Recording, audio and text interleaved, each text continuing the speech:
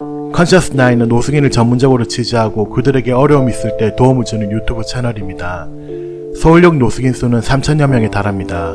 노숙인들은 몇몇 단체들이 운영하는 무료 급식소와 후원 물품 등을 통해서 생존에 필요한 기본적인 도움을 받고 있지만 이들 역시 돈이 필요한 건 마찬가지입니다.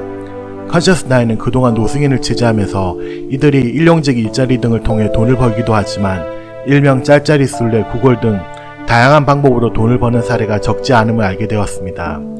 일부 노숙인들은 검은 유혹에 넘어가 피해를 보는 경우도 있었습니다. 컨셔스9은 노숙인들이 어떤 방식으로 돈을 벌고 있는지 그 실태를 들여다봤습니다. 선생님은 현재 나이가 어떻게 되시나요? 올해 50노입니다. 선생님은 노숙 생활을 몇 년 하셨습니까? 뭐 횟수로는 86년 아시아게임부터 시작했는데요.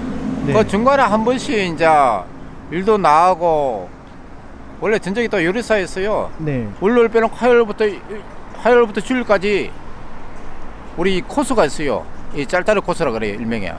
하나 뭐 하면 얼마씩 일요일 같은 경우는 1, 2만 원씩 벌고 그래요. 그거 가지고 담배 피우는 사람 담배 피우고 술 먹는 사람 술 먹고 고인이나 저 기독교나 네. 천주교나 이런 데서 네. 구제비라고 줘요. 얼마씩 뭐 많이 주는 데는 1,000원 주고 2,000원 주고 네. 500원 주고. 아, 그걸 이제 딱 알아두고 가는 거네요. 예예. 네. 그리고 밥 주는 데도 마찬가지고 네. 딱딱 그 머릿속에 입력이 다 돼요, 자동적으로. 그렇죠. 이 오래된 사람들은.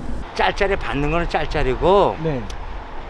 잘 모르는 사람들 가서 받는 거는 생꼬지라 그러잖아요. 아, 네네, 맞습니다. 예, 네. 꼬지라 그러잖아. 네네네. 그게 교회에서 주는 거하고 네.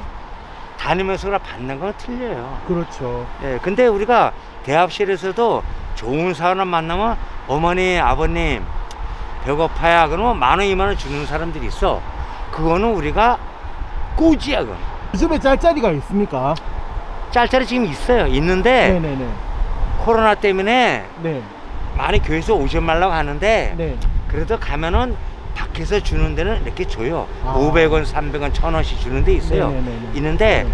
돈이 안 되니까 안 가요. 네. 왜? 2년 꼬지만 해도 3시간, 4시간 돌아다니면은 만화방비, 담배값 해갖고 10,000원만 생겨. 지금은 3시간, 4시간 다녀도 4,000~5,000원 담배값밖에 안 돼. 그러니까 안 가요. 힘들고. 네네. 그러면 밥 시간 놓치면 밥 굶어야 돼. 음. 그러니까 안 가고 여기서 밥이나 잘 먹고 네. 그리고 아는 사람들이 잘 받는 사람, 그다음에 수급 받는 사람, 자활하는 사람, 이 아는 사람들이 친구 형들한가 우리가 얼마씩 이렇게 담배 까봐서 주고 그것뿐이 없어요. 네. 돈을 모아서 어디에 씁니까, 노숙인들은요? 거기 아까 방세 내고 방세 내고. 방세 내고 방이 없는 사람은요? 저기 만화방 가던가 아, 사우나 만화방, 가던가. 사우나. 아. 근데 이제 사우나 못 오게 하니까 맨날 술로 퍼요. 아, 못 오게 하니까. 술을 먹는다는. 예, 지하 내려가갖고 그걸로 다 있는 사람은 담배 사주 다 술이야. 아. 근데 이제 그거 말고도 명의도용 같은 사례 같은 경우도 있는데. 그거 잊으면 안 돼요. 네. 왜냐면 네. 정부에서 실명제가 옛날부터 됐잖아요. 네네네. 이제는 신분증 네. 이거 지문 다 해야 되기 때문에 네. 절대 도용이 안 되는데 네. 이 사람들이 누가 돈 준다 그러면은 이걸 지가 띄서 내는 거 바치는 거야. 그게 문제지. 아, 떼어서 저도 주는 거네요, 문제는. 예, 네. 얼마 받고. 아, 받고. 그러니까 그 양반들이 이제 걸리는 거지.